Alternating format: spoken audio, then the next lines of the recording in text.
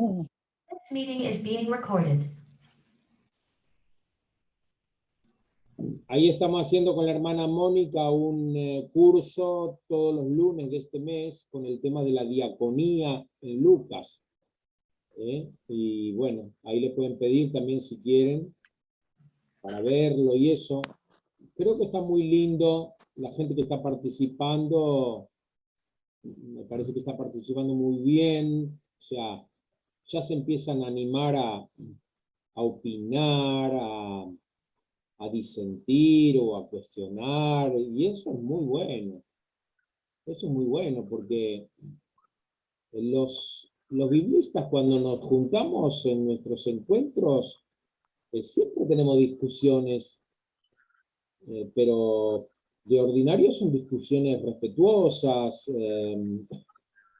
y nos decimos, pero me parece que hay que tener en cuenta este detalle, o a lo mejor esto otro, o claro, pero y en aquel manuscrito, o el comentario de tal autor, bueno, y ahí es donde empezamos un poco a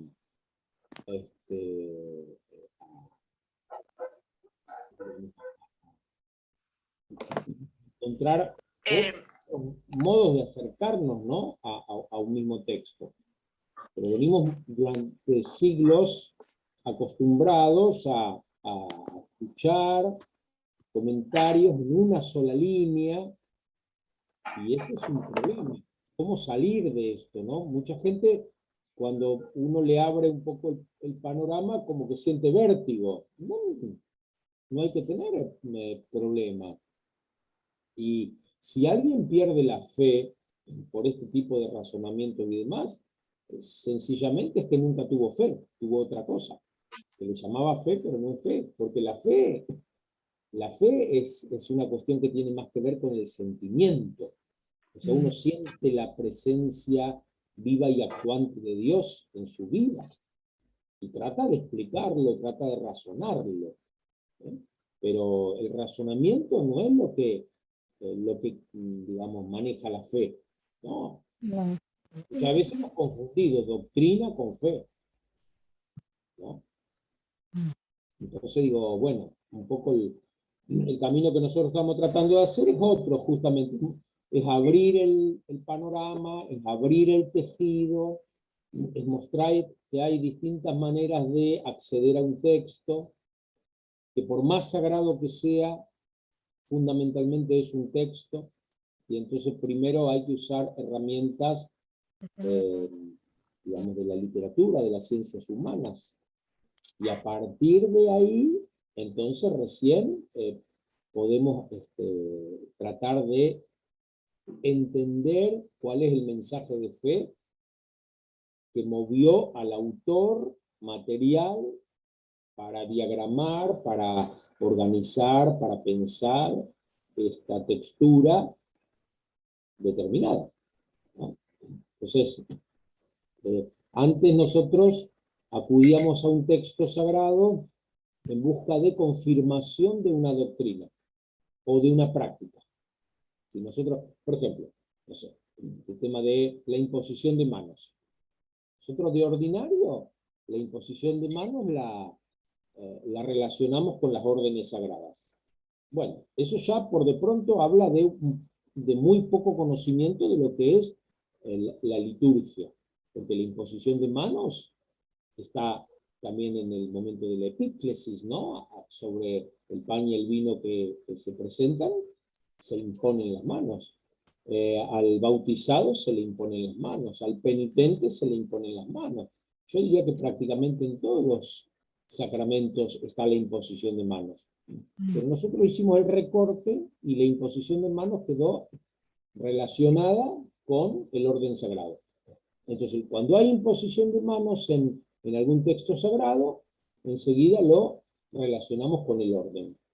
Por ejemplo, en el caso de Hechos 6, la elección de los 7 para el ministerio, para el servicio, para la diaconía de las mesas de las viudas helenas.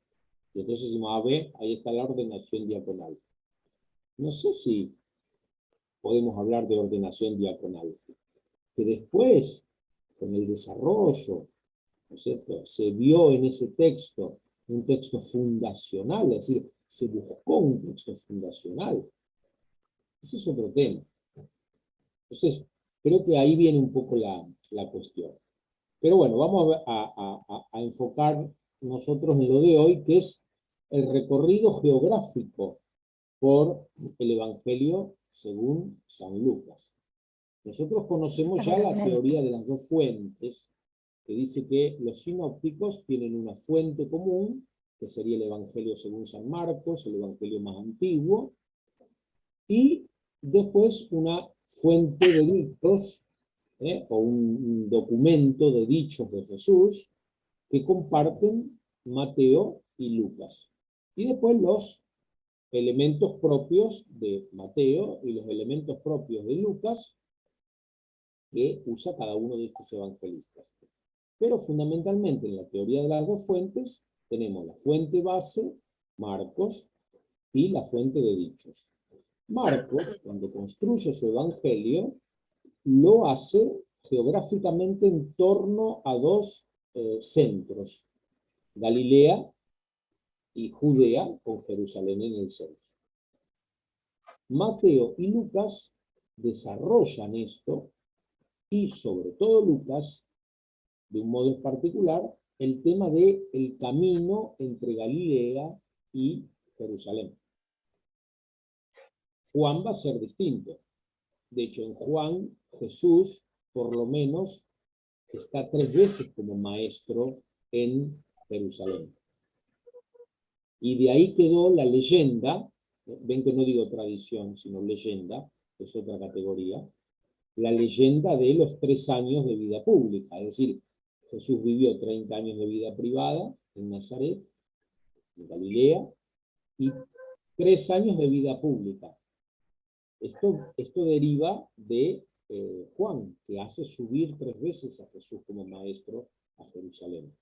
Pero hoy, muchos estudiosos de cristología dicen que fue posiblemente tan subversivo el mensaje de Jesús, tan contracultural, que apenas si habrá tenido 1 año y medio de ministerio público. No le permitieron seguir subiendo a Jerusalén en calidad de maestro, sino que lo dejaron antes. Pero entonces tenemos en Lucas y en Mateo el ciclo de Galilea, el ciclo de Jerusalén y la caminada, que en Lucas está específicamente mostrado. Bueno, la primera referencia geográfica que aparece en el Evangelio según San Lucas es en el capítulo 1, versículo 3. O sea que al comienzo, cuando se habla de Herodes, rey de Judea. En realidad Herodes era rey de Galilea, Samaria y Judea. Sin embargo, acá se lo nombra como rey de Judea. Lucas va a cometer muchos errores de tipo histórico y geográfico, aunque los primeros versículos de Lucas dicen que su obra intenta mostrar la veracidad de lo relatado, es decir, que Lucas ha hecho toda una investigación a partir de relatos que ya existen y muestra, intenta, mostrar que esos relatos son auténticos, pero comete muchos errores, lo cual lleva a decir a algunos que Lucas desconoce la geografía de Palestina. Posiblemente Lucas era de Antioquía, y no conocía o conocía muy poco la geografía local. Después... Gerardo, discúlpame, ¿te facilita que compartamos pantalla? No, prefiero que no, me gusta verle las caritas. Bueno. Y total, después este documento se los van a hacer llegar si es que ya no lo tienen. Hay que hacerle una pequeña corrección, que me di cuenta ahora, un error que no sé cómo lo cometí, pero bueno, cometo varios errores al día, así que uno solo no sería problema. Pero es un error grueso y entonces hay que corregirlo. Lo voy a corregir, se lo mando de nuevo a Marisa, y entonces van a ver la segunda versión en donde va a estar un poco más claro. En uno, Perdón, Gerardo, perdón, para los que ya lo tenemos, porque yo lo tengo y lo imprimí, sí, ¿lo puede decir ahora en la charla cuál es el error que está, que hay? Porque bueno, el error es en el 1, 2, 3, 4, en el quinto renglón, donde dice que Jerusalén se nombra solamente tantas veces en Lucas y una en el resto de los evangelios. No sé cómo puse eso, por qué lo puse, pero está mal. Pero bueno, yo ahora se los voy a decir cómo es y después mandan. ok, No hay sí, problema. prefiero. Gracias, porque ya lo tengo. ¿Está bien, Martita? Gracias. Bueno, en 1.9 se dice que a Zacarías le tocó en suerte, según la costumbre litúrgica, entrar en el santuario, Naon tu Jiriú, ¿no? Santuario del Señor, para quemar el incienso, el templo. Esto lo tenemos en 1.9. Y después, al final del Evangelio de Lucas, vamos a ver en 24:52 que los discípulos se habían postrado delante de él, volvieron a Jerusalén con gran alegría y permanecían continuamente en el templo, hieró, alabando a Dios. Bueno, acá es el hierón, ¿no? El lugar sagrado, el santísimo, alabando a Dios. Acá se da lo que se llama una construcción concéntrica, que esto es muy típico de los hebreos. Al comienzo y al final de algo que tiene sentido en sí mismo, como una unidad literaria, se habla del mismo tema. Entonces se va a hablar al comienzo y al final del templo de Jerusalén. La acción comienza en el templo, el relato comienza en el templo y termina en el templo. Pero comienza en el templo con un sacerdote que está ofreciendo culto a Dios como una persona elegida. Tal vez cuando nosotros, claro, hoy pensamos en el sacerdocio, justo con la escasez de vocaciones que tenemos, no le damos el lugar que tiene este acto de Zacarías. Zacarías es uno de los tantísimos sacerdotes. Pensemos que si Israel tiene 12 tribus, y una de esas tribus, la tribu de Leví, es la encargada del culto, por tanto,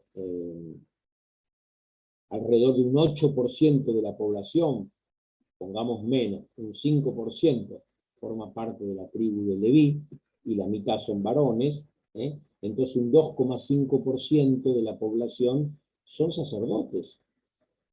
Es una gran cantidad de sacerdotes. Y los sacerdotes no ejercían el culto de forma habitual, sino que se iban turnando. Tal vez le tocaba 1 o 2 semanas al año estar en el templo al servicio, para lo que hiciera falta. Y también en el templo, como era gran cantidad de sacerdotes que había, entonces se turnaban y se sorteaban. Entonces a Zacarías le tocó en suerte quemar el incienso en el altar del Señor. Tal vez es la única vez en toda la vida de Zacarías que le tocó este oficio. No es que Zacarías celebra la misa todas las mañanas como muchos de nuestros sacerdotes. Sí, tal vez este ministerio es la única vez en su vida que lo está realizando. Por tanto, es un momento de gran sacralidad, de gran importancia, de gran contenido sacral para la vida de Zacarías. Y Zacarías ya es un anciano, un hombre junto con su mujer justo, a pesar de lo cual, dice Lucas, no tenían hijos. Y acá entra la teología de la prosperidad. Si son ancianos y son justos, todo les debe ir bien, porque la teología de la prosperidad asegura eso, que a los justos las cosas le van bien. Sin embargo, dice Lucas, no tenían hijos. O sea que ahí Lucas muestra la fisura de esta teoría de la prosperidad. El justo todo le va bien. Y ahí se le aparece el ángel Gabriel en el templo y le anuncia. Y después vamos a ver entonces al final del Evangelio que nuevamente la escena se da en el templo, pero ya no es un sacerdote, sino que son un grupo de discípulos y que están llenos de alegría. No es la característica propia del sacerdote, que tiene más bien una actitud de tipo hierático, ¿no? Ritual, observando. Pensemos también nosotros que para la antigüedad el orden era una cosa muy importante. ¿Por qué? Porque el orden terreno garantizaba el orden celestial. Si un ritual no era observado de la forma correcta, por eso en el libro del Levítico tenemos tantas normativas, ¿por qué? Porque el cumplimiento estricto de esas normativas garantiza el orden universal. El cosmos se sostiene en el orden. Hoy nosotros tenemos otra concepción de la realidad. Hoy nosotros le damos mucha más importancia a lo que llamamos las casualidades. Y a veces las personas de fe, cuando otros hablan de casualidad, nosotros hablamos de providencia. Pero la providencia justamente actúa en lo azaroso para nosotros. En cambio, para el hombre antiguo, la providencia actúa en el orden. Por eso San Agustín dice, observa el orden y el orden te conservará. Es indispensable el orden, la disciplina, porque si no se observa esa disciplina, pues puede traer consecuencias muy, muy trágicas. Bueno, los que vuelven al templo llenos de alegría no están observando un ritual, sino que están alabando a Dios de una forma espontánea, o sea que ya ha cambiado la forma de relacionarse con Dios.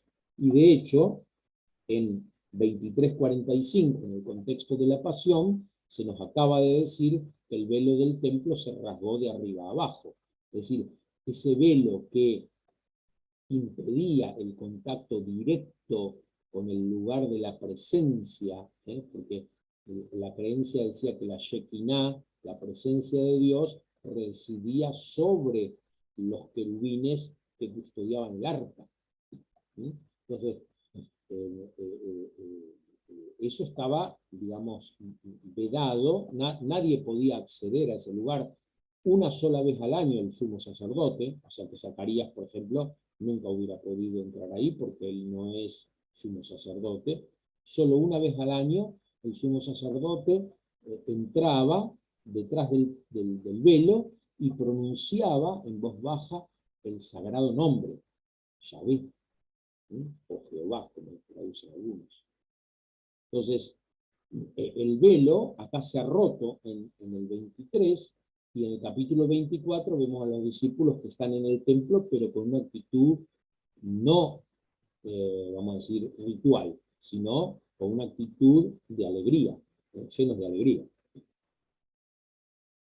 En 1:26, en el 6º mes, el ángel Gabriel fue enviado por Dios a una ciudad galilea llamada Nazaret. Acá aparece por primera vez el término Nazaret, que en el Antiguo Testamento no aparece nunca. Nazaret es un pueblo insignificante. Natanael va a decir en el Evangelio según San Juan, ¿qué cosa buena puede salir de Nazaret?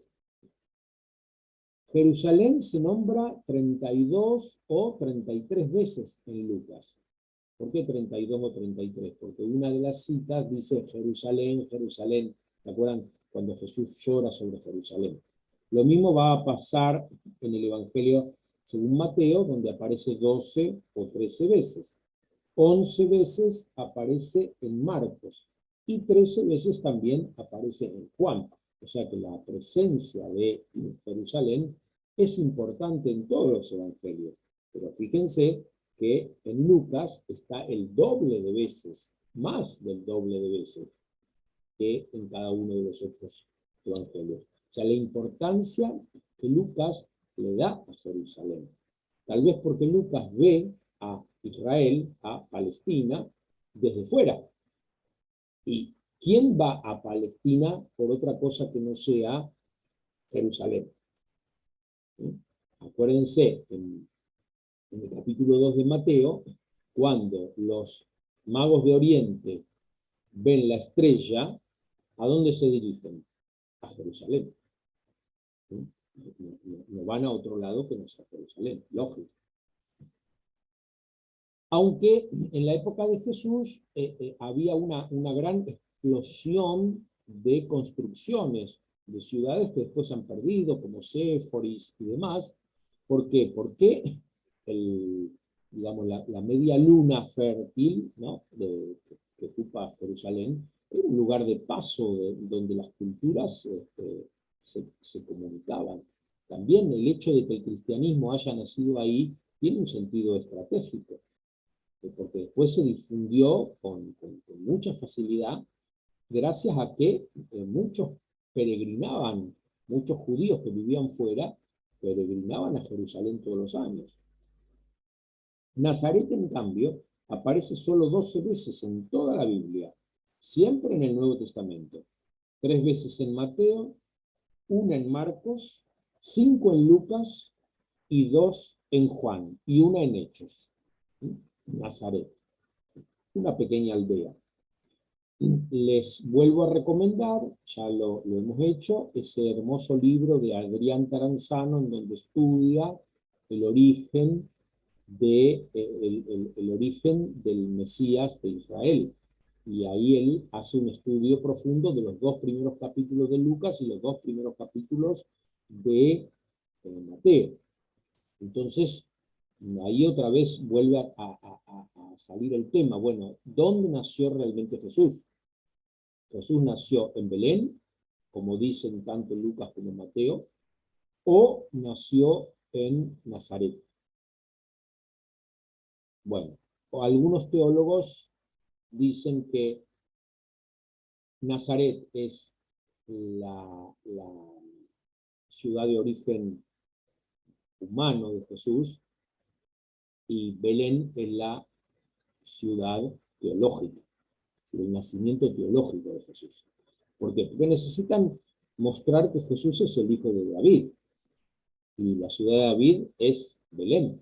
Por tanto, lo hacen nacer ahí. Pero si ustedes comparan la versión de Lucas y la versión de Mateo, van a ver que en Mateo José vive en Belén. José vive en Belén. Y después se radican en Nazaret, cuando después de haber huido a Egipto, vuelven y por miedo, entonces se quedan en Nazaret. En cambio, en Lucas es al revés. Pareciera que José vive en Nazaret con María y van accidentalmente a Belén por el censo y después vuelven otra vez a Nazaret. Ahí hay un articulito que yo les mandé justamente sobre este tema, que estudia el pasaje de la visita de María a su prima Isabel. Es interesante porque este autor dice que Isabel y Zacarías no vivían en Ain Karim, donde tradicional o legendariamente se dice que vivían, sino que vivían en Belén. Y explica la visita de María a su prima no solamente como un acto de servicio, sino como una astucia de María para proteger su embarazo. Claro. ¿Sí? Es muy interesante ese artículo. Está bien que, digamos, el autor hace una opción por pensar que se trata de un relato de historia cronológica, es decir, de algo que ocurrió tal cual se relata ahí. Yo personalmente soy más bien de la idea que los relatos de los 2 primeros capítulos de Lucas y de los 2 primeros capítulos de Mateo son pura recreación teológica, es decir, es teología con formato de historia. Pero me parece muy interesante la tesis también de este autor, mostrando que María no es una tontita de campo, sino que es una chica que tiene mucha sabiduría y que se encuentra ante este misterio desconcertante de un embarazo que no sigue las leyes de la naturaleza y se siente responsable de este embarazo. Por tanto, necesita cubrirlo socialmente. Y entonces trama la visita a su prima, porque miren que extraño, dice que cuando Isabel queda embarazada, permanece 5 meses encerrada. Entonces, ¿cómo se entera María del embarazo? ¿Cómo hace para enterarse de este embarazo? Si no es por el anuncio del ángel, ¿no? Según el relato. Pero si nosotros pensamos que este anuncio del ángel es una ficción teológica, ¿cómo se entera? Bueno, no importa. Lean después el artículo, yo creo que les va a gustar, para que vean también cómo los biblistas van pensando temas, van desenvolviendo, desarrollando a partir de lo que tenemos en los escritos, otras teorías. Gerardo, lo molesto, perdón. No, no Dos cosas. El nombre del libro de Taranzano, porque dijo el libro, por él lo comentó la vez pasada, pero no me acuerdo. El título, no se acuerda. Me parece que es Orígenes del Mesías de Israel, ¿no? Bueno, si no hay Marisa, después les pasa bien. Ah, bueno. Y al final, Gerardo, ¿cuántas veces aparece en los demás evangelios el término de Jerusalén? Y bueno, aparecen en Mateo 12, 13 veces, en Marcos 11, en Juan 13 y 32 o 33 en Lucas. O sea, miren la diferencia. ¿Y en Juan cuántos? 13 veces. Ahí en Mateo también, 13. 12 o 13, si contamos Jerusalén, como 2. Ah, perfecto. 11 en Marcos, está bien, gracias. Ok, esto se me pasó. Gracias. O sea, es bastante parejo la cantidad de veces que aparece en todos los evangelios, salvo en Lucas. O sea, en Lucas se dispara, es más del doble. Entonces, ¿qué importancia le da Lucas? Habrá que ver por qué. 36, Y bueno, no, y después en Hechos. En Hechos aparece creo que más que en los evangelios. Habría que contar. Bueno, José, 2:4. José, que pertenecía a la familia de David, salió de Nazaret, ciudad de Galilea, y se dirigió a Belén de Judea, la ciudad de David. O sea, que según Lucas, José también es oriundo de Nazaret. En 2:39, volvieron a su ciudad de Nazaret en Galilea, después del nacimiento. 2:51, él, por el niño, regresó con sus padres a Nazaret, después de que se perdió en el templo. 4:16, Jesús fue a Nazaret, donde se había criado. El sábado entró como de costumbre en la sinagoga. O sea, la ciudad en donde se cría Jesús, en Lucas es clarísimamente Nazaret, y es así porque es la ciudad de su familia, no porque al volver de Egipto, que de hecho Lucas no habla de Egipto, no porque al volver de Egipto se refugiaran ahí. Belén aparece 8 veces en los evangelios, 5 veces en el capítulo 2 de Mateo, 2 veces en el capítulo 2 de Lucas y 1 vez en Juan.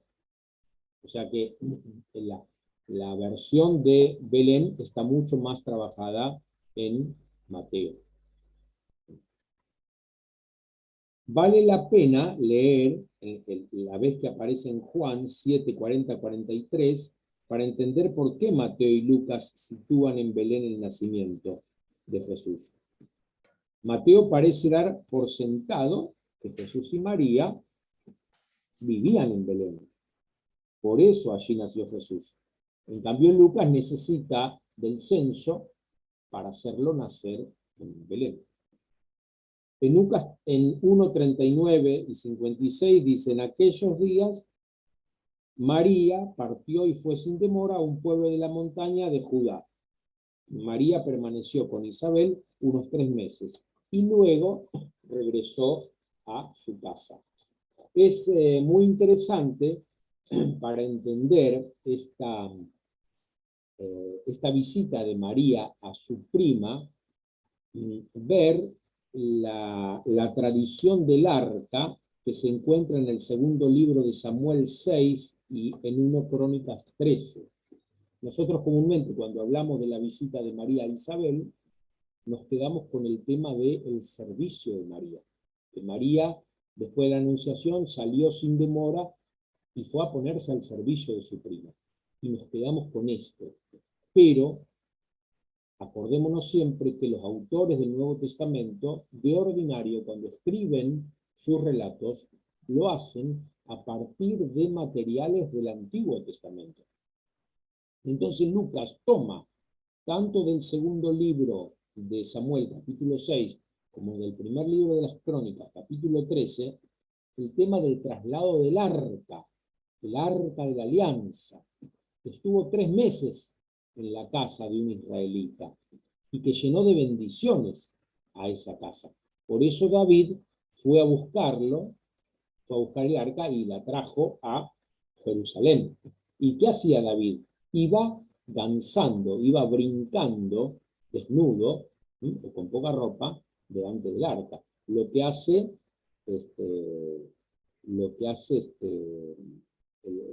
Juan Bautista en el vientre de su madre. Eso mismo hace David. Entonces, este relato, para entenderlo, hay que verlo en paralelo con lo que sucedió con el arca. Y nosotros en las letanías lauretanas, ¿cómo llamamos María? Arca de la Nueva Alianza. O sea, la presencia de Dios, que estaba en el arca, que ahora está en el seno de María. 3 viajes del niño Jesús en el seno de su madre y 2 de Nazaret a Jerusalén, ida y vuelta. Cuando llegó el día fijado por la ley de Moisés para la purificación, llevaron al niño a Jerusalén. Otra vez. ¿Desde dónde? ¿Desde Nazaret o desde Belén? No se dice. Después de cumplir todo lo que ordenaba la ley del Señor, volvieron a la ciudad de Nazaret en Galilea. Si volvieron, se entiende que entonces salieron de Nazaret, salvo que la salida haya sido antes del nacimiento, y el nacimiento se haya dado en el medio. Sus padres, dice en el capítulo 2 de Lucas, iban todos los años a Jerusalén en la fiesta de Pascua. Cuando el niño cumplió 12 años, subieron como de costumbre, y él regresó con sus padres a Nazaret. Se puede comparar la movilidad de Jesús y sus padres, presentada en los 2 primeros capítulos del Evangelio de Lucas, con la reclusión de la familia del Bautista. Interesante, porque su padre permanece mudo, o silencioso, o sordomudo, porque también le hablan a través de señales a Zacarías. Su madre se encierra 5 meses en su casa. Y del Bautista se va a decir que el niño crecía y se fortalecía en su espíritu y vivía en lugares desiertos hasta el día en que se manifestó a Israel. O sea, una diferencia entre la familia de Jesús, que tiene una gran movilidad, van de Nazaret a Belén, de Belén a Jerusalén, de Jerusalén a Nazaret, con la familia del Bautista, que más bien se oculta, se encierra. Ahora vamos a ver el ciclo de Galilea, la primera parte. En 3, 2 y 21, Juan, hijo de Zacarías, que estaba en el desierto, comenzó a recorrer toda la región del río Jordán. Todo el pueblo se hacía bautizar, y también fue bautizado Jesús. Juan no dice que el bautista haya bautizado a Jesús, sino que Jesús entra dentro de este movimiento de personas que acuden a él y se hacen bautizar. En realidad, el único evangelista que dice que Juan el Bautista bautizó a Jesús es Marcos. Los demás, ninguno dice expresamente que Jesús haya sido bautizado por Juan. Pero bueno, acá Jesús abandona Galilea y va para el lado de Judea, para el Jordán, ¿no? Jesús, 4:1, lleno del Espíritu Santo, regresó de las orillas del Jordán y fue conducido por el Espíritu al desierto, donde realizará unos viajes que yo llamo paranormales, porque el tentador trabaja de remisero con Jesús. Lo lleva al pináculo del templo, lo lleva a una montaña altísima, desde donde se ven todos los reinos de la tierra. O sea, son viajes paranormales, no son viajes siguiendo la lógica del tiempo y el espacio, pero son viajes, y Jesús los realiza esos viajes. ¿Por qué, ya que están en un lugar altísimo, desde donde se ven todos los reinos, no le dice el demonio que se tire desde ahí? Total, el Padre mandará ángeles para que su pie no tropiece. ¿Por qué necesita llevarlo al pináculo del templo? Y porque en el desierto, si Jesús se tira desde ahí arriba, nadie lo va a ver. Y lo que necesita el demonio es la popularidad. Es la tentación de la popularidad. Imagínense si a alguno de nuestros políticos, por ejemplo, se les ofreciera eso. Tirate desde arriba del Senado, que tenés asegurado que Dios manda a sus ángeles para que tu pie no tropiece. Bueno, más de uno ya se hubiera tirado, ¿no? La necesidad de hacerse ver, la popularidad. En el desierto no hay ninguna popularidad, pero desde el desierto se pueden ver todos los reinos. Entonces, tenemos estos viajes paranormales que realiza Jesús llevado por el tentador. 4, 14, 16. Jesús volvió a Galilea con el poder del Espíritu y su fama se extendió a toda la región. Enseñaba en sus sinagogas. Jesús fue a Nazaret, donde se había criado. El sábado entró como de costumbre en la sinagoga. O sea que Jesús vuelve a Galilea después de la experiencia del bautismo y de las tentaciones, y ahí retoma, digamos, de algún modo su vida ordinaria. Va a la sinagoga como solía hacerlo.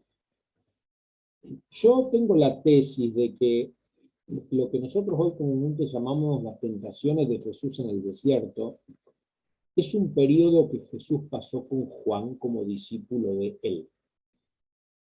Yo creo que Jesús pasó un tiempo con Juan en el desierto, se impregnó de la teoría de Juan de que el reino de Dios se acercaba, ¿no? Pero en un momento determinado tiene una ruptura con Juan, porque para que el reino se acerque, según Juan, es necesario convertirse. O sea, el acercamiento del reino para Juan depende de la conversión. Y esta parece ser que era una teoría que no solamente tenía Juan. Dicen algunos especialistas en teología de Israel que estaba la idea de que si todos los israelitas varones observaban el sábado, guardaban el sábado, 2 sábados seguidos, el reino de Dios arribaba. Como no se observaba como corresponde, no arribaba. Y entonces Juan por ahí entra en esa lógica también y llama a una profunda conversión. Porque si se observa el mandamiento, si se guarda el sábado, entonces el reino llega. El reino está cerca, pero no llegó para Juan. En cambio, Jesús llega a percibir que la llegada del reino no depende de nosotros, sino de Dios. Y entonces la conversión va a ser necesaria para entrar al reino. Si ustedes no se convierten, se pueden perder. Es necesario convertirse para entrar en la lógica del reino. Pero el reino es puro regalo de Dios. No se conquista a través de la conversión personal, del cumplimiento de las normativas de la ley. ¿Se entiende la diferencia? Entonces, yo creo que detrás de estos relatos de las tentaciones en el desierto, estaría esta experiencia de Jesús como discípulo de Juan.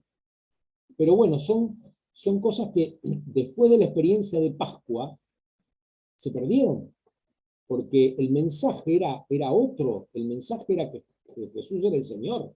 Entonces muchas de las cosas que la comunidad cristiana conocía, de la historia datable, de la historia cronológica de Jesús, se perdieron porque dejaron de tener importancia.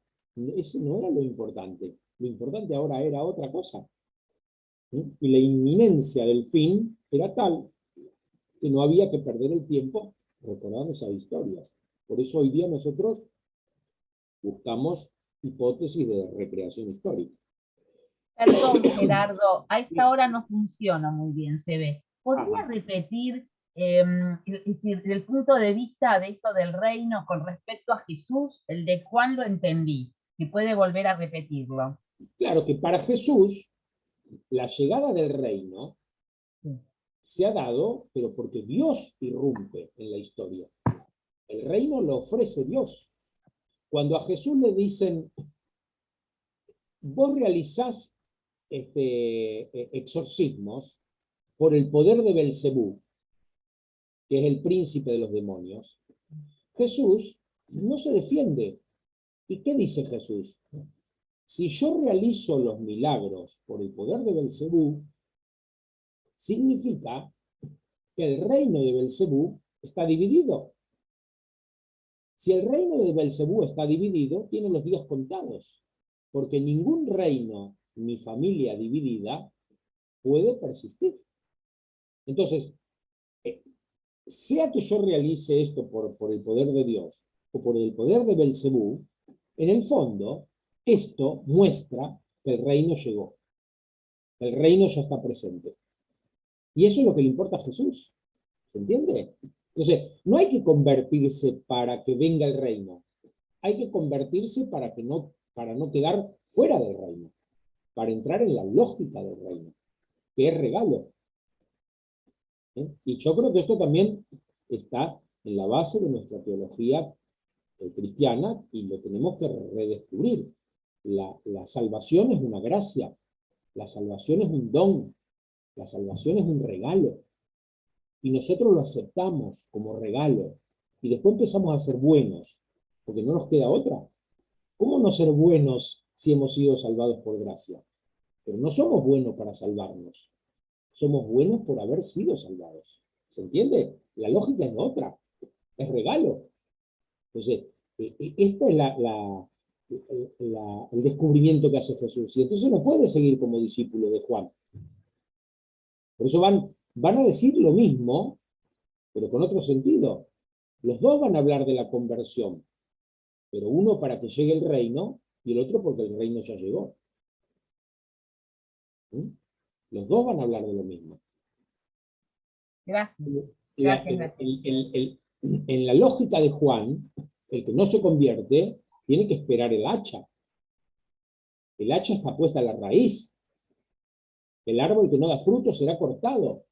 En Lucas 13 tenemos la parábola de la higuera que no da fruto, y el encargado del campo le pide al dueño que por favor espere un año más, que él va a cavar alrededor y va a abonar con la confianza de que va a terminar dando fruto. O sea, Jesús cambia el hacha de Juan por la pala.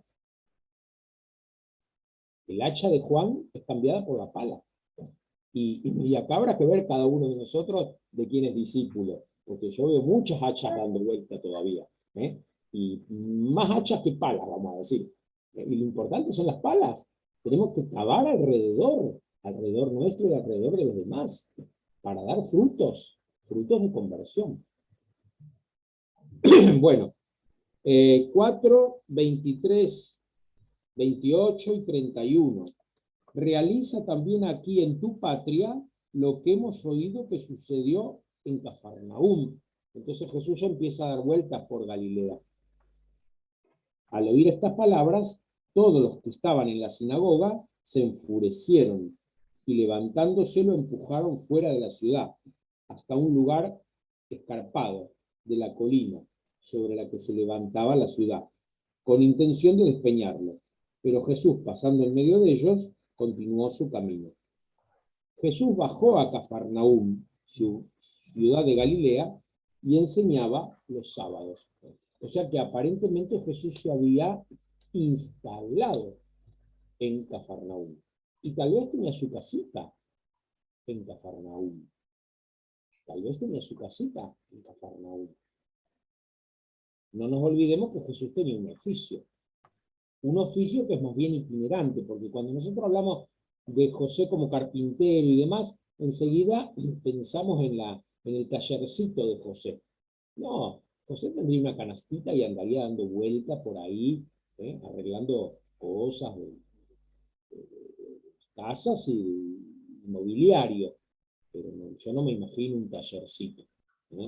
Espero que la hermana Mabel, y no sé con quién está ahí al lado, porque no veo con quién está, pero, mirá, está con la superiora general. Bueno, espero que las Josefinas no queden desilusionadas porque dije que José no tenía taller.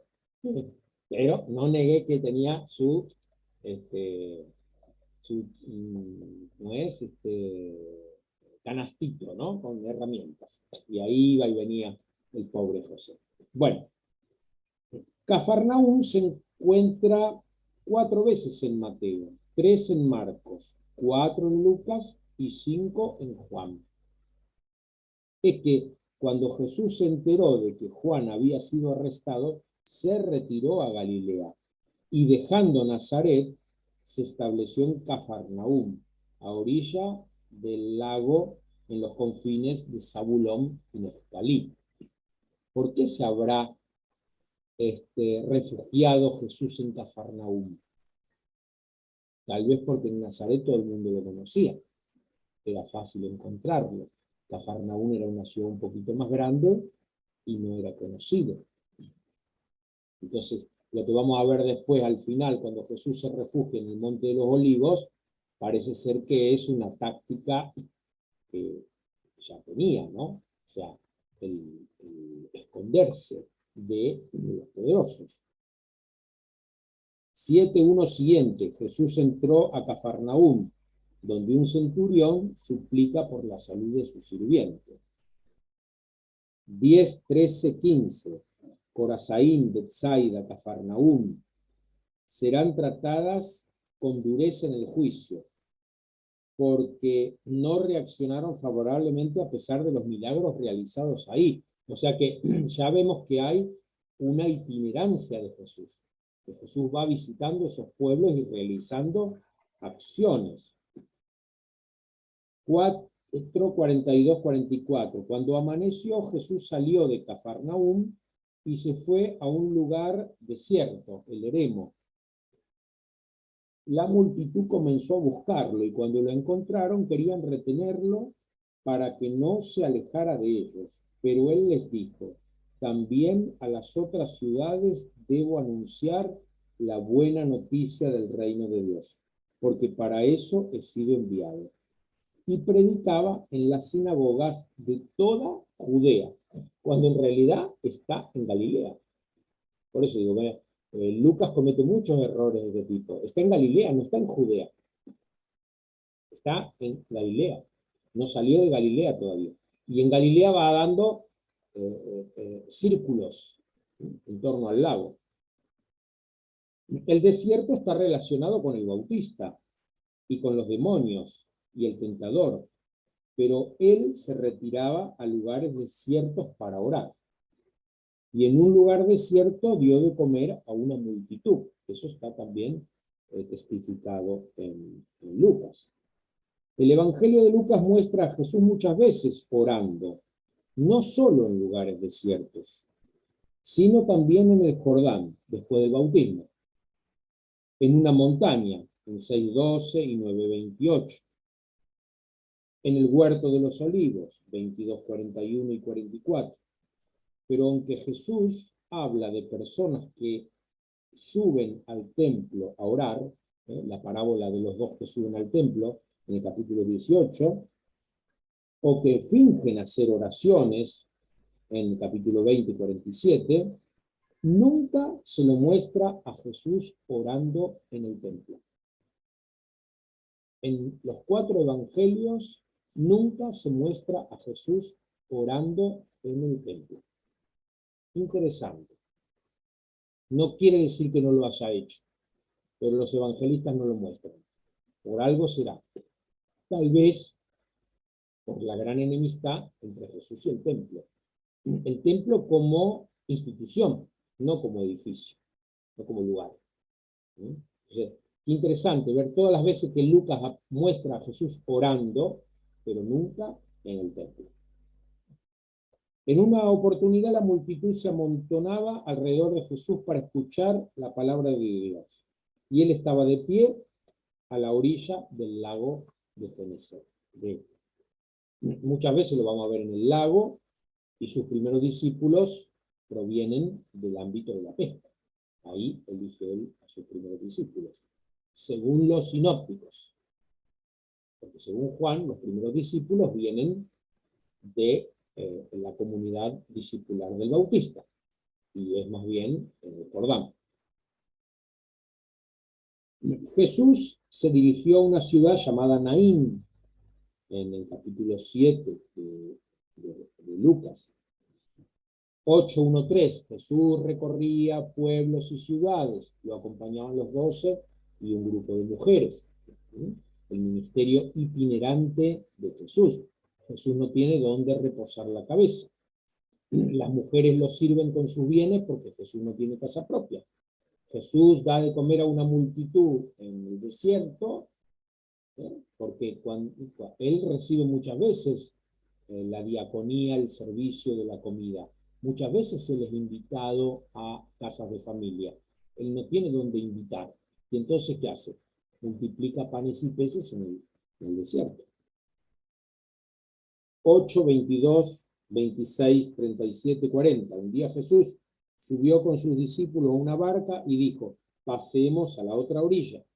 Después llegaron a la región de los Gerasenos, que está situada frente a Galilea. Todos los gerasenos pidieron a Jesús que se alejara de allí, porque estaban atemorizados. Ven, en algunos lugares a Jesús lo quieren retener por los milagros que realiza, y en otros lugares, por los mismos milagros, quieren que se vaya, porque les da miedo. No saben cómo manejar este poder de Jesús, que puede hacer con nosotros. A su regreso Jesús fue recibido por la multitud, porque todos estaban esperándolo. 8:40, Jesús va a la casa de Jairo, y en el camino aparece la hemorroísa que queda curada. 9:1-26, Jesús 9:1-2.6, Jesús convocó a los 12, los envió a proclamar el reino de Dios y a sanar a los enfermos. Fueron entonces de pueblo en pueblo. ¿Y él dónde se quedó? ¿Dónde permaneció? 9:10, al regresar los apóstoles contaron a Jesús todo lo que habían hecho. Él los llevó consigo y se retiró a solas con ellos hacia una ciudad llamada Betania. 9:28-37, Jesús tomó a Pedro, Juan y Santiago y subió a la montaña para orar. Al día siguiente, cuando bajaron de la montaña, una multitud vino a su encuentro. Bueno, disculpen si esto se les hace pesado, pero lo que yo quiero mostrar es la gran movilidad de Jesús. O sea, cómo lo muestra Lucas con un ministerio itinerante. Y en 9:51 tenemos una gran inflexión en el Evangelio, en donde Lucas dice, cuando estaba por cumplirse el tiempo de su elevación al cielo, Jesús se encaminó decididamente hacia Jerusalén y envió mensajeros delante de él. Ellos partieron y entraron en un pueblo de Samaria para prepararle alojamiento, pero no lo recibieron porque se dirigía a Jerusalén y se fueron a otro pueblo. O sea que Jesús tuvo que bordear Samaria en dirección a Jerusalén. Miren qué interesante, porque 9:51 dice, cuando estaba por cumplirse el tiempo de su elevación. Sin embargo, su elevación va a ser en el capítulo 24. O sea que tenemos todos estos capítulos, desde el 9 hasta el 24, mostrando el caminar de Jesús en línea recta hacia Jerusalén como meta. 10, 1 y 17. Después de esto, el Señor designó a otros 72 y los envió de dos en dos para que lo precedieran en todas las ciudades y sitios donde él debía ir. Los 72 volvieron. O sea, crea un grupo de mensajeros, de anunciadores de la llegada de Jesús. Por eso, cuando en 10:1-17, después de esto Jesús, en 10:38, mientras iban caminando, Jesús entró a un pueblo y una mujer llamada Marta lo recibió en su casa, podemos pensar que tal vez Marta lo recibe en su casa porque fue advertida de que Jesús se acercaba. Podría ser.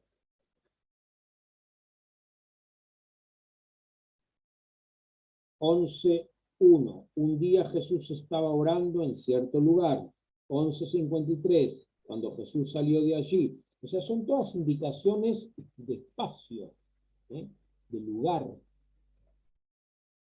Mientras tanto, se reunieron miles de personas hasta el punto de atropellarse unos a otros. 12:1. 13:1. En ese momento se presentaron unas personas que comentaron a Jesús. O sea, va mostrando que Jesús va caminando y va encontrándose con personas, con situaciones. 13:10. Un sábado Jesús enseñaba en una sinagoga, vaya a saber cuál, y ahí cura a la mujer encorvada. En 13:31 le dicen a Jesús, márchate de aquí porque Herodes te busca. O sea, Jesús está acercando a Jerusalén. 14:5, junto a Jesús iba un gran gentío. Él dándose vuelta les dijo. 17:11, mientras se dirigía a Jerusalén, Jesús pasaba por Samaria y Galilea. ¿Cómo pasaba por Samaria y Galilea? La Galilea ya la tiene que haber dejado. ¿Ven? Digo, como Lucas por ahí comete errores, se ve que no conoce la geografía, porque Galilea ya lo dejó. Y en Samaria dice que no lo habían querido recibir, como ahora volvió a Samaria. ¿Cómo es esto? Bueno, 19:1. Jesús entró en Jericó y atravesaba la ciudad. Qué interesante esta imagen del profeta atravesando la ciudad. El otro profeta que es presentado en la Biblia atravesando una ciudad es Jonás. Se dice en el libro de Jonás que Nínive era una ciudad tan grande que hacían falta 3 días para recorrerla. Y Jonás la recorrió en mediodía, a los piques, porque a Jonás Nínive no le interesa. De hecho, Jonás se entristece cuando Dios salva a Nínive. En cambio, Jesús, que se dirigía decididamente a Jerusalén, se detiene en Jericó y llama a Zaqueo. Zaqueo, baja pronto. Es necesario, Edei, que hoy vaya a tu casa. Jesús es el verdadero, el auténtico profeta que se detiene para salvar, para anunciar la salvación. Dice el texto que todos murmuraban de Jesús, todos, no solamente los enemigos, también sus discípulos y discípulas. Sin embargo, él va a la casa y dice, hoy ha llegado la salvación a esta casa. ¿Porque se convirtió Zaqueo? No, no hay ninguna conversión de Zaqueo. No hay ninguna conversión. La conversión es de Jesús, que no piensa como los demás, sino que cree que Dios puede salvar también a Zaqueo, a pesar de sus riquezas, a pesar de su trabajo deshonesto, como cobrador de impuestos. Va a lo mismo a la casa de Zaqueo. Bueno, después ahí van a tener el apunte y se van a encontrar con toda la cita. Y después, bueno, entra en Jerusalén y en Jerusalén se va dando el intercambio entre el templo, en donde Jesús predica, en donde Jesús denuncia, el huerto de los olivos, donde Jesús se refugia, el tema de la cena con sus amigos. Bueno, ahí van a ver la cantidad de citas. Y después de la resurrección, cuando Jesús se aparece, fundamentalmente a los discípulos de Maús, lo hace en el contexto de un camino, ¿sí? Cuando llegan a la ciudad, Jesús hace ademán de seguir de largo, ¿sí? La idea del camino. Cuando vuelven los discípulos de Maús a Jerusalén, Jesús se les aparece ahí. Y después los lleva a un lugar apartado donde es elevado a los cielos. En Hechos de los Apóstoles, Jesús va a proponer a sus seguidores el tema de la expansión de la buena noticia en círculos, comenzando por Jerusalén y Judea, Samaria y hasta los confines de la tierra. Miren que acá se salta Galilea. Acá se salta Galilea. ¿Por qué? Porque en Galilea ya predicó Jesús. Entonces, los primeros cristianos no tienen a Galilea como objeto de trabajo apostólico, pero sí los confines de la tierra. ¿Sí? Ir hasta los confines de la tierra. Y eso va a ser un poco lo que desarrolla después Lucas en el libro de los Hechos. Yo diría que el Evangelio de Lucas, en el fondo, es el Evangelio del Espíritu Santo. Es la buena noticia de la acción del Espíritu Santo en Jesucristo. El Espíritu Santo actúa en Jesucristo. Y los Hechos de los Apóstoles es la acción del Espíritu Santo en la comunidad cristiana, el cuerpo actual de Cristo. El Espíritu Santo sigue actuando en la comunidad. Por eso Pablo y Juan van a decir, no tenemos oro ni plata, pero lo que tenemos te lo damos. En nombre de Jesús, levántate y anda, ¿no? Y las curaciones, dice que sacaban a los enfermos para que la sombra de Pedro los tocara. O sea, en los apóstoles continúa actuando el Espíritu Santo como actuó antes en Jesús. Bueno, ahí después van a tener los apuntes, lo leen tranquilos, van a ver la cantidad de veces que Lucas muestra dataciones geográficas. Es decir, Jesús no es alguien que está volando por encima de la tierra, sino que tiene los pies bien puestos sobre el suelo, ¿no? Y va haciendo camino.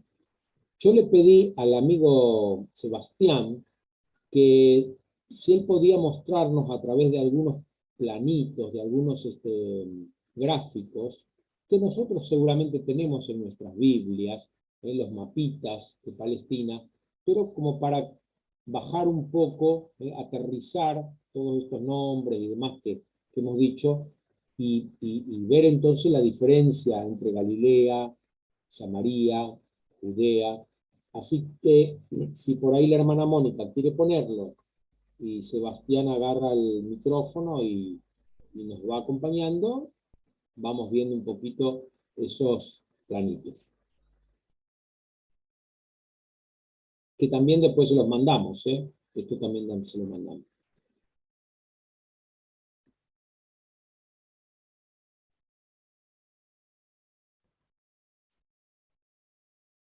¿Podés También hablar, tenían ahí. Sebas?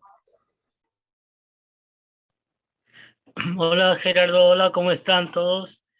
Eh, em, sí, pasa que estoy con el celular, no me anda bien la computadora, Gerardo. Bueno, Este, te escuchamos bien nosotros, ¿no? sí, yo también escucho bien. Ahí voy despacito, voy a intentar con el celular para leer, mejor dicho, para leer bien. Ah, bueno, se te dificulta por ahí. Si no, Marisa o Mónica quieren leer ustedes, así yo no toso tanto. Bien, bueno, bueno, voy a intentar hacer así y bueno, después paso a la hermana Mónica o a Marisa, ¿vale? Perfecto. Bueno, entonces Gerardo estaba hablando de los marcos geográficos en el Evangelio de Lucas. Y bueno, la primera referencia bíblica que nos da el Evangelio es Lucas capítulo 1 al 5, ¿no? Que habla de Herodes. Hubo en los días de Herodes, rey de Judea, un sacerdote llamado Zacarías, del grupo de Abías, casado con una mujer descendiente de Aarón que se llamaba Isabel. Acá tenemos una imagen del rey Herodes, el Grande, que se le llamaba el Grande, rey de Galilea, Samaria y Judea. Del año 40, ahí está, a ver. Bueno, perfecto. Después tenemos Judea, ahí está, ahí voy a tratar de acercar un poco. Tenemos Judea, Ahí ven entre el mar de Galilea y el mar Muerto abajo, ven esa línea azul que hay ahí, ese es el río Jordán. así es, el río Jordán. Bueno, como decía Gerardo, su capital es Jerusalén. Como el Evangelio nos presenta, nos habla varias veces de Jerusalén, seguramente era un lugar muy importante para el evangelista, ¿no? Su capital es Jerusalén, está en la región sur de Palestina, y es la más extensa a ver, no estoy consiguiendo leer bien, es la más extensa. Bueno, esta ciudad tenía una gran importancia religiosa porque allí estaba el templo de Jerusalén, el templo judío más grande del mundo. Sería el centro de la espiritualidad judaica. También importancia política porque ahí estaban los sacerdotes, sanedrines, los grandes políticos, un lugar de concentración muy importante, porque todo giraba en torno al templo de Jerusalén, y también tenía comercio muy importante. Bueno, otras ciudades, Belén, Emaús, Betania y Jericó. Bueno, pueden ir pasando.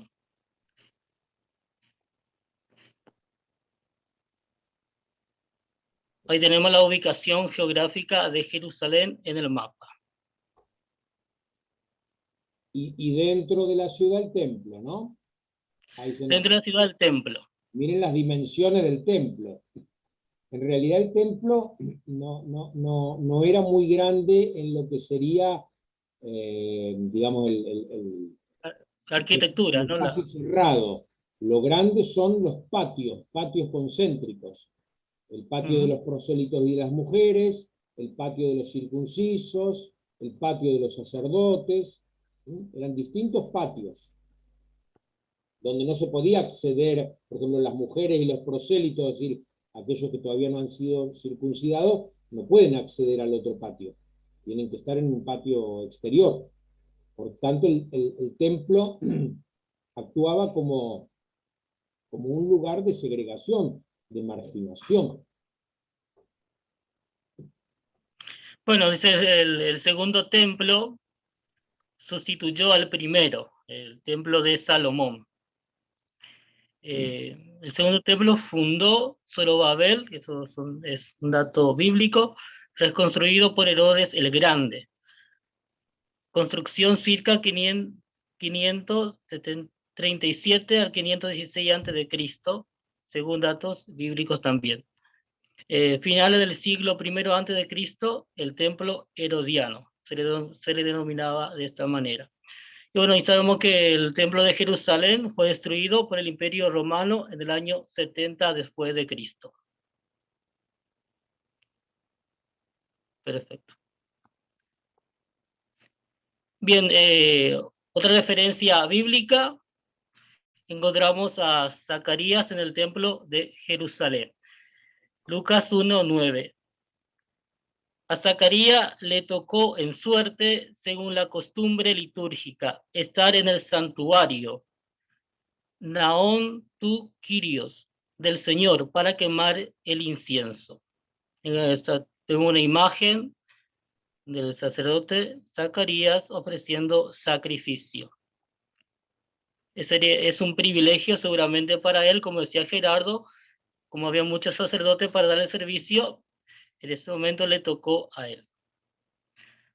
Otra referencia que habla del templo, del capítulo, versículo 23 al 45, el velo del santuario se rasgó. Los discípulos que se habían postrado delante de él volvieron a Jerusalén con gran alegría y permanecían continuamente en el templo alabando a Dios. Es la relación que existe entre los discípulos y Jerusalén. Seguramente el evangelista tenía esa intención de nombrar varias veces a Jerusalén. A ver, voy pasando.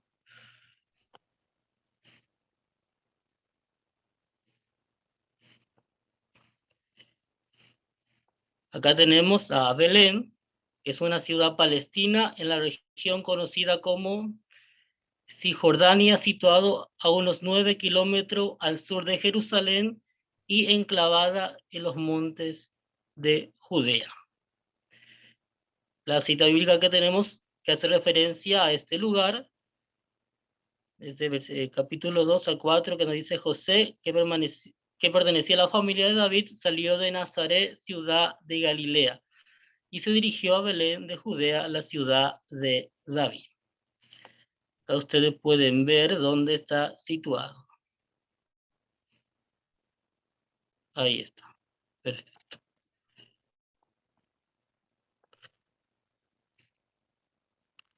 Bueno, ahí está Otro lugar. Karim, ¿no? Sí, sí, ahí Karim. Ahí Karim. Ahí Digo que bien. según la leyenda sería el lugar donde vivirían Zacarías e Isabel. Isabel. Podría haber sido también Belén o cualquier otro lugar de las montañas de Judea. Claro. Dice, en aquellos días María partió y fue sin demora a un pueblo de la montaña de Judá. María permaneció con Isabel unos 3 meses y luego regresó a su casa. La leyenda cristiana identifica a la ciudad de Ain Karim como escenario de la visitación. Muy bien, ahí vengo una rayita roja indicando ese lugar. Ahí está, perfecto. Jericó. Está ubicado geográficamente y era, a ver. Bueno, también es en Judea. Lo importante es que distinguir cuáles son las ciudades de Judea y cuáles son las de Galilea. Total, esto después lo tienen, lo miran tranquilo.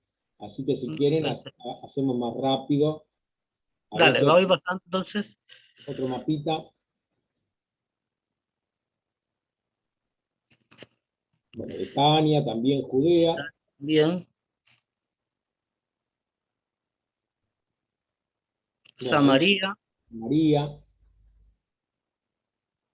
Perfecto. el lago de Genezaret, o Mar de Galilea.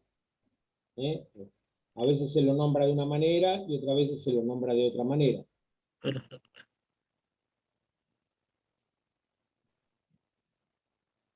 Cafarnaúm, Capernaum. También ciudad de Galilea. bueno, Nazaret,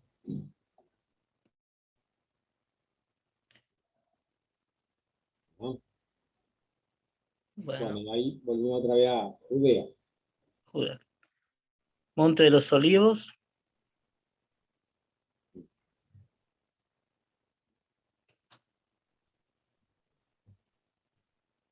Emaús.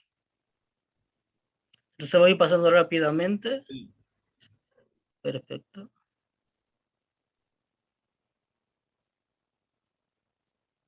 El Gólgota, donde fue crucificado Jesús.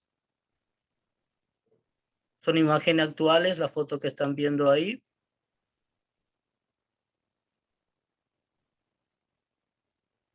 El río Jordán, donde fue bautizado Jesús. Ahí tiene, muy bien. Galilea. Perfecto. Muy bien. Cafarnaúm. Si el único templo está en Jerusalén, y ahí está la concentración del poder religioso Religioso. y civil, digamos, Galilea es un lugar en donde la pureza de doctrina y de costumbres no es tan grande. Por eso Mateo va a llamar Galilea de los gentiles. De los gentiles. Es una expresión de Mateo, pero donde se muestra que, digamos, había mucha presencia de prácticas y de incluso divinidades de otros pueblos, ¿no? O sea, a veces... Una mezcla, por decirlo así, ¿no? De costumbres extranjeras. Claro, sí, nosotros por ahí tenemos una idea de que el monoteísmo judío era absoluto y hoy día está muy cuestionado eso. Sí, Claro. como que en tiempos del imperio, el paso de los militares, de caravanas de mercaderes y demás, hacían que muchas veces se contaminara la fe de Israel con prácticas que eran más vistosas, más llamativas. En cambio, en Jerusalén había un mayor control, tanto de los saduceos, que son los que manejaban el templo, como de los fariseos, ¿no? Que estaban mejor organizados y tenían un control más estricto de la pureza ritual. En cambio, en Galilea, las costumbres. Bueno, Perfecto. bueno, muchas gracias. ¿Alguna cosa más?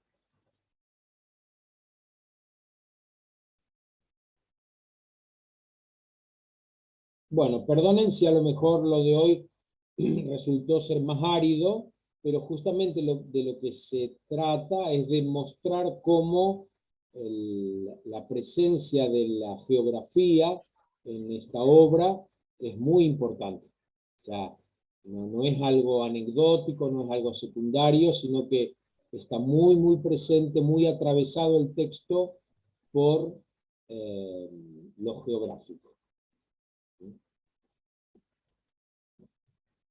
Bueno, sí, hermana. Gerardo, una consulta. Vos mencionabas que los evangelios en ningún momento muestran a Jesús orando en el templo. Dijiste, bueno, eso tiene que ver con otra cosa o que lo ibas a comentar más adelante. No sé si cabe una reflexión ahora. Me deja la inquietud de, bueno, ¿por qué se te ocurre? ¿Por qué justo nunca orando? Bueno, quizás, a ver, los evangelios se escribieron después de que el templo ya no existía, no sé, a ver por dónde podría ir una respuesta. Bueno, esa podría ser una respuesta, aunque seguramente el Evangelio de Marcos fue escrito cuando el templo todavía estaba en pie, pero sí la enemistad entre, entre Jesús y el templo fue muy fuerte, fue muy fuerte. Piensen que el judaísmo del tiempo de Jesús es distinto del judaísmo posterior.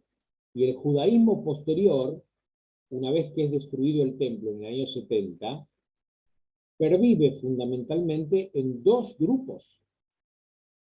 Los judíos rabínicos, que son los descendientes del fariseísmo, lo que nosotros hoy día llamamos judíos, y nosotros.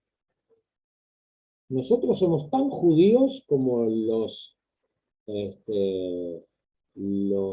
rabínicos, pero somos judíos que reconocemos a Jesús como el Mesías. Y esta es justamente la tesis fundamental del Evangelio según San Mateo. Por eso los especialistas en Mateo dicen que Mateo escribe su Evangelio para un grupo judío, pero no coinciden en si este grupo judío son judíos que no aceptan a Jesús como el Mesías, y entonces el Evangelio estaría escrito para invitarlos a entrar, a aceptar a Jesús como el Mesías, o sería para un grupo de judíos cristianos que están sintiendo nostalgia de la liturgia del templo, de los rituales, de las celebraciones judías, y entonces Mateo los consuela diciéndole: nosotros somos los verdaderos judíos. ¿Se entiende? O sea, esta sería el núcleo del Evangelio de Mateo. Pero, bueno, ahí los especialistas difieren. Por eso la genealogía en Mateo va hasta Abraham. Hasta Abraham. En cambio, la genealogía en Lucas, ¿a dónde va? A Adán. ¿Por qué? Porque a Lucas le interesa todo el imperio. A Lucas le interesa toda la humanidad. La humanidad conocida en esa época. Y a lo mejor muestra a Jerusalén, ¿no?, como el centro, pero no como la totalidad. Por eso lo cita muchas veces, habla muchas veces de Jerusalén, le da una importancia que los otros evangelios no le dan, pero como centro de irradiación. ¿Sí? O sea, la vida de Jesús termina en Jerusalén, el centro de la historia se da en Jerusalén, donde Jesús muere y resucita, y desde Jerusalén hacia los confines de la tierra sale el cristianismo. Entonces Jerusalén como centro, pero no como totalidad. No como totalidad. No hay que quedarse en Jerusalén, sino que hay que salir. Hay que llegar hasta los confines. Que no es Río Gallegos, es un poco más todavía. A los pingüinos. Más allá. Bien, gracias. Bueno. Bueno, nos vemos en un mes si Dios quiere. Sigan leyendo Lucas, vayan leyéndolo y aprovechen estas cosas que compartimos como herramientas de lectura. Ahora lo vamos a ver con otros ojos. Ahora vamos a descubrir detalles que a lo mejor antes se nos pasaban y que enriquecen el texto. Enriquecen el texto. Nada está puesto porque sí. Cada detalle es significativo. Buenísimo. Bueno, Gracias Gerardo, gracias hermana Mónica, gracias a todos. Ahí puse en el chat el nombre del libro de Taranzano, que es Los orígenes del Mesías de Israel, y todo lo que quieran pedir, los que quieran pedir el material no tienen más que escribir a nuestro mail. Lo conocemos todos, ¿verdad? ¿Saben que no me... el mail? Chao entonces a todos. Gracias. Buen descanso, gracias. Muchas gracias, muchas gracias. Muchas gracias. Muchas gracias por todo. Un abrazo. Adelante.